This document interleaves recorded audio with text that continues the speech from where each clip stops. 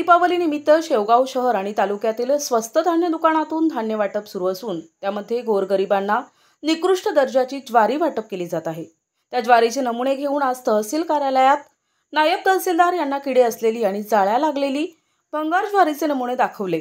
वंचित बहुजन आघाडीचे प्रीतम गर्जे आणि त्यांच्या सहकार्यांनी नमुने सादर केले। स्वस्त धान्य दुकानातून निकृष्ट दर्जाचे धान्य वंचित बहुजन आघाडीच्या शहर कार्यकर्त्यांनी विचारले। अशा प्रकारे निकृष्ट धान्य पुन्हा वाटप होऊ नये अशी स्पष्ट मागणी करण्यात आली आहे। वंचित बहुजन आघाडी शेवगाव शहर आणि तालुका यांच्याकडून करण्यात आली आहे।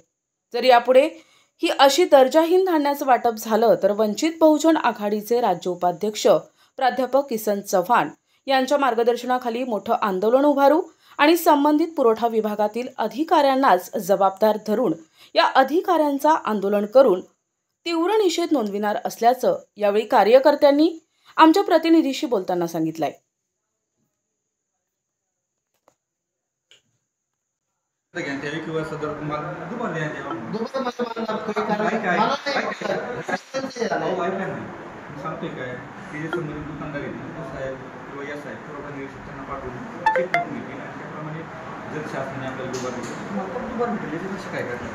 दुबार भेटत असेल तर काहीतरी सांगा नक्की, कारण मी काय सांगतोय ऐकून घ्या। काय माझं आहे का हे सर्व शासन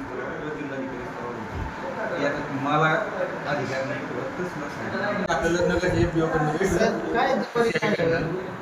कसं खायचं काय काय करू, खाऊ का घरी घेऊन जाऊ का काय करू, म्हणजे काही जर झालं तर जिम्मेदार तुमच्याकडे जर चेंज झाली तर तुम्हाला ही जमा करून दुसरी भेटेल।